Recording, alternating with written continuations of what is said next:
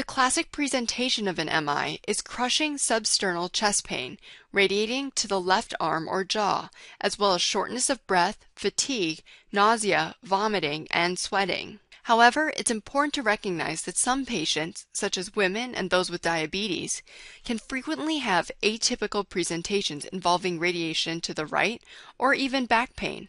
Another important thing to remember is that the LAD is affected most often, and then the RCA, and then the circumflex. Finally, this fact goes through the pathologic findings that could be seen in time after an MI. We won't go through all the details, so it's important to mark this page to review on your own. However, let's highlight some important points. Pathologically, it's important to remember that the first changes appear after a full 4 hours, and that the first detectable cardiac enzymes in the blood appear after 12 hours. Then, as the inflammatory reaction takes place, there's a period of great weakness around 5 to 10 days, following in the long term by a scarred area of the myocardium. In terms of clinical risks, the most important early risk is arrhythmia. In the 5 to 10 day period, the weakness of the wall predisposes to rupture of the myocardium itself with ensuing tamponade or rupture of the papillary muscles.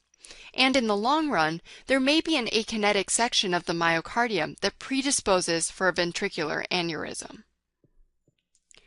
In order to diagnose MI, clinicians rely on several important tests, and you'll definitely see these being used on your clinical rotations. Within about 6 hours of the onset of symptoms, the gold standard is an EKG because there aren't many pathologic changes that have taken place yet. EKG changes include ST changes, such as elevation in the case of a transmural infarct, or depression, as in the case of subendocardial infarct.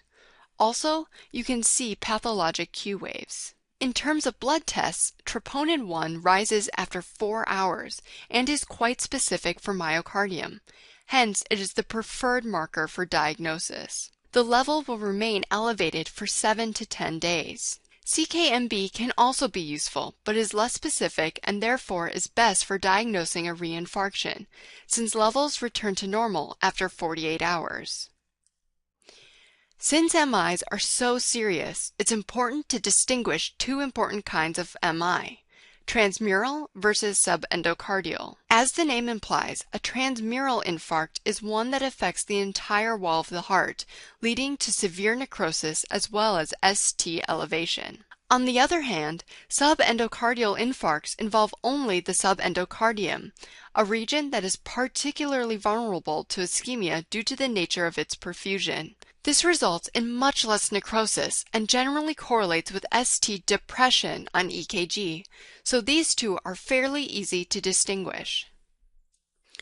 As we mentioned before, pathologic Q waves can indicate MI in addition to ST changes, and the locations of these Q waves can actually give insight into the location of the MI. This is an important and high-yield table for the exam, but the rationale behind these descriptions is beyond the scope of this book.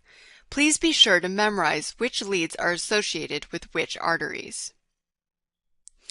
As we've already talked about, MIs can have a number of deadly complications, so let's go through now and review them all. We already mentioned arrhythmia, which can be fatal in the first few hours after an MI. Next is left ventricular failure and resultant pulmonary edema, largely due to the decreased ability of the heart to pump. Third is cardiogenic shock, where the heart pumps so poorly that blood pressure cannot be maintained, and this is a very serious condition. This is common in cases of very large infarctions. Fourth is rupture of the ventricle leading to tamponade, or rupture of the papillary muscles leading to severe mitral regurgitation, or even rupture of the interventricular septum leading to a VSD. We already mentioned number 5, ventricular aneurysm, and that can be associated with mural thrombosis formation that eventually leads to embolization. The last two are actually immune-type reactions that can result from an MI. The first is post-infectious fibrinous pericarditis, characterized by a friction rub 1 to 3 days after an MI. The second is an autoimmune fibrinous pericarditis, called Dressler syndrome, that occurs several weeks post-MI. Now that we've finished talking about ischemic heart disease and MI, the next big category to go over is cardiomyopathy. This is a very high-yield topic on the exam because there are a number of different etiologies that can contribute to cardiomyopathy. So let's begin to go through them. First, it's important to think about cardiomyopathies in three basic categories. The first is dilated cardiomyopathy. This is the most common, and it results in a dilated heart due to eccentric hypertrophy, meaning sarcomeres are added in series. There are a number of different etiologies, including alcohol abuse, Berbieri, Coxsackie virus, chronic cocaine use, Chagas disease, doxorubicin toxicity, hemochromatosis, and peripartum cardiomyopathy. These can be remembered using the mnemonic A, B, C, C, C, D. On physical exam, an S3 heart sound can be heard, and on ultrasound, dilation can be easily observed. On chest X-ray, there is a balloon appearance to the heart. Treatment includes things that decrease blood pressure, specifically salt restriction, ACE inhibitors, diuretics, and digoxin. Patients who don't respond to these treatments are candidates for a heart transplant, since these can otherwise be fatal. We will be going over these drugs in more detail in the pharmacology section. The next category is hypertrophic cardiomyopathy, where the heart enlarges due to asymmetric hypertrophy where the sarcomeres are added in parallel. This tends to be a genetic condition where the interventricular septum partially obstructs the left ventricular outflow tract, which can result in sudden death in young athletes due to the increased ventricular function. Half of the cases are familial with an autosomal dominant inheritance, which is commonly a myosin heavy chain mutation. Findings are typically a normal-sized heart and on auscultation an S4 heart sound, apical impulses, and a systolic murmur. Treatments for symptomatic patients include beta blockers or non-dihydropyrimidine calcium channel blockers, as these reduce heart rates, allowing for improved left ventricle filling, reducing outflow obstruction, and they are also negative ionotropes, alleviating outflow obstruction. The third and final category is restrictive cardiomyopathy. You can think of this as cardiomyopathy that results from some foreign materials accumulating in the myocardium, and it is seen in diseases like sarcoidosis, amyloidosis, various types of fibrosis, Loeffler syndrome, in which there is fibrosis with a prominent eosinophilic infiltrate, and hemochromatosis. As a result of these etiologies, the heart is not able to fill during diastole, and hence there is decreased preload and decreased cardiac output. Blood that would normally enter the heart is backed up in the circulatory system. Eventually, diastolic dysfunction and heart failure occurs. The next topic to understand is congestive heart failure, or CHF. This is an extremely high-yield topic, not just for the exam, but also for clinical practice, so it's important to understand it thoroughly. A complete discussion of heart failure is beyond the scope of this lecture, but we'll review some of the important points here. First, a definition. CHF is a syndrome of poor ventricular function that is characterized by certain symptoms and signs, such as dyspnea, edema, and rales. Cardiac dilation is seen because the ventricles have decreased contractility, and as a result, there is a greater ventricular end diastolic volume. Before we go into treatment, it's useful to think about heart failure as either right-sided or left-sided, and sometimes both. This will help keep the symptoms straight. In right-sided heart failure, the right ventricle cannot pump adequately, leading fluid and pressure to back up in the venous system. This leads to hepatomegaly, jugular venous distension, and peripheral edema. On the other hand, left-sided heart failure causes fluid to back up from the left ventricle into the lungs, leading to pulmonary edema, dyspnea, and orthopnea. These lung symptoms are why it's called congestive heart failure, which can be seen on the following X-ray. The haziness over the lung fields in this X-ray is a result of pulmonary edema resulting from heart failure. Can right heart failure and left heart failure exist at the same time? Yes. It's important to remember that left heart failure and right heart failure can exist simultaneously. In fact, the most common cause of right heart failure is prior left heart failure because, over time, pulmonary edema increases the workload on the right ventricle. In treating heart failure, many drugs have benefits, but the goals of therapy are often different. Some drugs, like ACE inhibitors, beta blockers, angiotensin receptor blockers or ARBs, and spironolactone have been shown to improve mortality. On the other hand, diuretics like thiazides or loop diuretics, as well as nitrates, are used only for symptomatic relief and do not improve outcomes. Next, let's move on to discuss bacterial endocarditis, which is an infection of the heart valves by various bacteria. Although this can happen in the context of normal valves, it is much more common in patients who have congenitally abnormal valves or who have had prior injury to their heart valves, such as with valve surgery. Also, the mitral valve is the most commonly involved valve.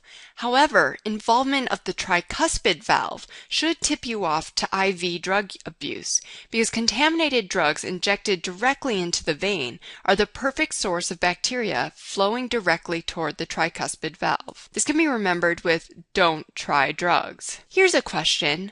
Where would a septic embolization localize and lead to in the case of endocarditis caused by IV drug usage? Well, IV drug usage causes the tricuspid valve to become infected.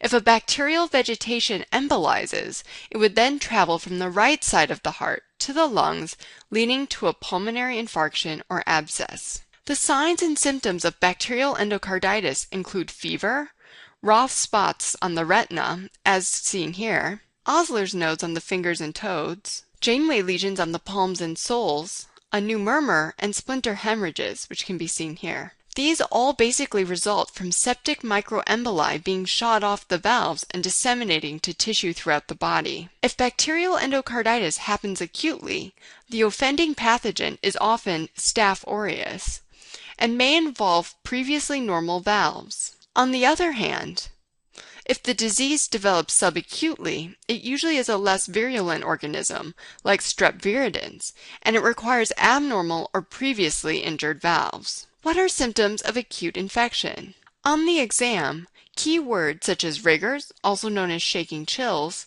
high fever, malaise, and shortness of breath on exertion can be good clues. Endocarditis can also be non-bacterial secondary to a hypercoagulable state, malignancy, or lupus. Special cases of endocarditis include S. bovis from colon cancer and S. epidermidis infecting prosthetic valves.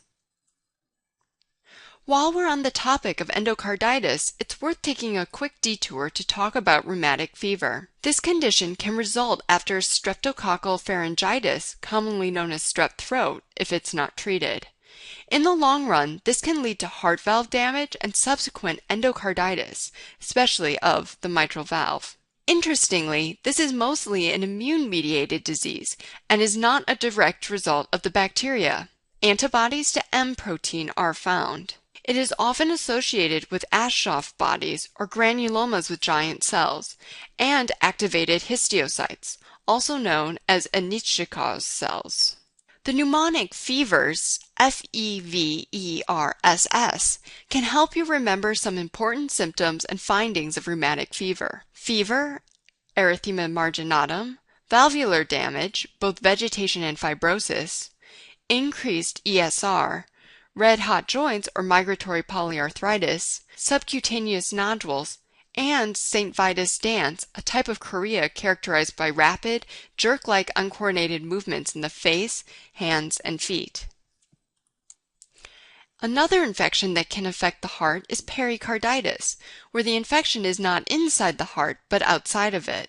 Specifically, the pericardium is inflamed, and this causes sharp pain that improves with sitting up and leaning forward. On exam, a pericardial friction rub may be heard. Of the three types, only one is truly infectious, and that it is caused by pathogens, such as pneumococcus and streptococcus. This is now rare, however, with the use of antibiotics. The other two types are immunologic pericarditis. One is fibrinous, which is the most frequent type of pericarditis caused by Dressler syndrome post-MI, uremia, or radiation. The second type is serous pericarditis, which is a result of systemic inflammatory diseases like rheumatoid arthritis and lupus. Another very serious condition that can affect the pericardium is cardiac tamponade, also known as pericardial tamponade. This happens when some fluid, either blood or an effusion of some kind, accumulates in the pericardium. After enough fluid builds up, this fluid begins to exert pressure on the ventricles and prevents the ventricles from contracting as effectively, thus leading to a decrease in cardiac output. In severe cases, diastolic pressure will be equal in all four chambers because it will be primarily determined by the pericardial fluid rather than the mechanics of the heart. Clinically, a patient with cardiac tamponade will present with hypotension and JVD due to a failing heart, as well as distant heart sounds due to the fluid between the chest wall and the heart. Another important and very high-yield clinical finding in cardiac tamponade is pulsus paradoxus, which is characterized by a decrease in systolic pressure that coincides with inspiration. This happens because the inspiration lowers the intrathoracic pressure, which makes it even harder for the heart to eject blood during inspiration. Don't forget that this can also be seen in other conditions, such as asthma, obstructive sleep apnea, pericarditis, and croup. Treatment requires the removal of the fluid through pericardiocentesis. As a review, and a way that the boards likes to commonly test related subjects, what tissues does the needle pass through in pericardiocentesis? Let's go through this together. The needle would first puncture the skin, then the superficial and deep fascia. Next, it would hit the pectoralis major muscle, then the external intercostal membrane, followed by the internal intercostal membrane. Then the transversus thoracis muscle, the fibrous pericardium, and then finally through the parietal layer of the serous pericardium. Before moving on to cardiac tumors and vascular diseases, let's take a minute to quickly discuss syphilitic heart disease. In modern clinical practice in the United States, tertiary syphilis is exceedingly rare, so you aren't likely to encounter this ever in your practice. However, if you practice outside the United States, you might see some cases, and regardless, it tends to be a high-yield fact on the exam. In tertiary syphilis, the small blood vessels that supply the aorta itself, known as the vasa vasorum, which leads to atrophy of the vessel wall and dilation of the aorta and the aortic root with associated calcification. These changes are classically described as tree bark, and in the long run, this can lead to aortic valve incompetence and aortic aneurysm. Next, let's quickly discuss cardiac tumors. Unlike most other tissues in the body, the heart is only rarely subjected to neoplasms. The most common primary tumor type in adults is an atrial myxoma, which is a benign growth that can obstruct the left atrium. It is described as a ball valve obstruction in the left atrium since the mass moves to block the valve, leading to syncope. You can see that here in this ultrasound. In children, the most common type is a rhabdomyoma, and these are frequently associated with tuberous sclerosis. The most common heart tumors, though, are those that form from metastases. Let's move on to discuss a common observation seen if a tumor obstructs the right atrium, known as Kussmaul's sign. This is when the jugular venous pressure, or JVP, increases with inspiration due to poor filling. Kussmaul's sign occurs when there is impaired filling of the right ventricle, and rather than the JVP falling during inspiration due to the negative intrathoracic pressure, there is a backup of the blood flow into the venous system. Other causes can include constrictive pericarditis, restrictive cardiomyopathy, or cardiac tamponade.